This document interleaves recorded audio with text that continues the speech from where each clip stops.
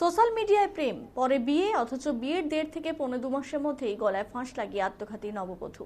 ঘটনায় চাঞ্চল্য ছড়িয়েছে বলরামপুর চৌরঙ্গি এলাকায়। মৃত নববধূর নাম সাহানারা খাতুন। তার বাড়ি দক্ষিণ 24 পরগনা অধীন শ্যামনগর থানা এলাকায়। দেহ উদ্ধার করে ময়নাতদন্তে পাঠালো পুলিশ। প্রাথমিকভাবে গলায় ফাঁস লাগিয়ে আত্মঘাতী মনে হলেও ময়নাতদন্তের পর বিষয়টি পরিষ্কার হবে বলে থানা সূত্রে খবর।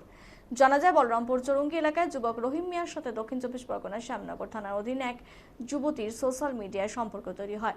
এরপর দুজনে বিয়ের সিদ্ধান্ত নেয়। যুবতী বাড়ি ছেড়ে প্রেমিকের বাড়ির উদ্দেশ্যে বেরিয়ে পড়ে। পরবর্তীতে দুজনে 4 হাত এক করে দেয় ছেলের পরিবারের লোকজন।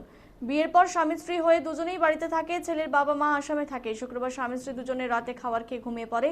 এরপর স্বামী রহিম মিয়া ঘুম থেকে জেগে উঠে ঘরে দেখতে না পেয়ে খোঁজাখুঁজি শুরু করে। পরে দেখতে পায় ঘরের পাশের কক্ষে গলায় ফাঁস লাগায়। খবর পেয়ে পুলিশ শুক্রবার বিকেলে দেহটি উদ্ধার করে। শনিবার ম্যাজিস্ট্রেটের উপস্থিতিতে দেহ শনাক্তকরণের পর ময়নাতদন্তে পাঠায় পুলিশ। তবে কি কারণে ওই নববধূ চরম সিদ্ধান্ত নিয়েছে, নাকি এর পেছনে অন্য কোনো কারণ রয়েছে, খোঁজে দেখছে পুলিশ।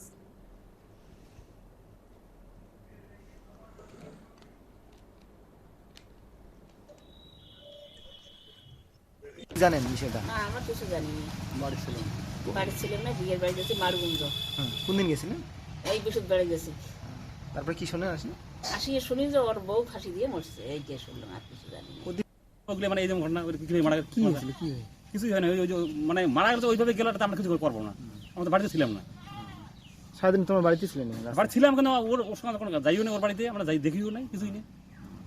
পরে শুনলাম যে আমার 11:30টার সময় শুনছি আর কি। কি বলছিল? ওর একটা ভাই আর কি, ওর বিমাতা ভাই আর কি, বড় মা। কি হয়েছে আমরা তো এতটুকু জানি না। ওদের বাড়ি আমাদের বাড়ি 5 কিলোমিটার। ওদের বাড়ি মানে ঠিকানা হলো বলরামপুর, আমাদের বাড়ির ঠিকানা হলো চৌকুশি বলরামপুর। কালকে সকালবেলা 9টার দিকে ওই ছেলের বাবা ইটভাটা আসাম ওখান থেকে ফোন করে আমাকে বললো যে মামা আপনি এখনই যান, সর্বনাশ হয়ে গেছে। কী সর্বনাশ? এই ব্যাপার। আমার তো হাত পেলো অবস্থা। আমার বাড়িতে খুব কামলা টামলা, বাড়ি পড়া গেছে না, সব ধ্বংস।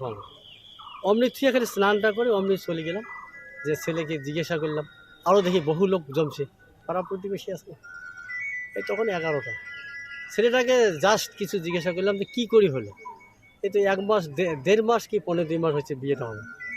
বলো যে দাদু এইভাবে 40 দিন নাকি হয়েছে বিয়ে হওয়ার? 40 কি যাই হোক রোজার মাসে হয়েছে। আচ্ছা, পরে ছেলেটা বললো, আমাকে ভালো করে বলো। তখন বললো যে না দাদু কিছু না, একসঙ্গেই শুয়েছি, ও বাইরে গেছে, আমি এমন ঘুমেছি, ঘুমান্ত অবস্থায় ছিলাম। এখন দেখি যে নাই, দরজা মেলে, বাথরুম ঠাথরুম সব দেখি নাই। এখন আরেকটা ঘর আছে কোয়ার্টার, ওখানে এখন দেয়া লাথি দিয়ে দেখি এই পরিস্থিতি, লক করে দিয়ে একদম ফ্যানের মধ্যে চলে গেছে। ভিতর থেকে লক করা ছিল? ও মানে ঢুকিয়েই মনে হয় মেয়েটা লক করছে। এটা ওর মুখের কথা। খুললো কিভাবে? যেটা ওটা তো 3টে কোঠা না। আচ্ছা 3টে কোঠায় তো ওরা থাকে না। আচ্ছা, ওরা তো 2 স্বামী স্ত্রী 1 কোটাই থাকে। লক করবে, বাইরে থেকে লক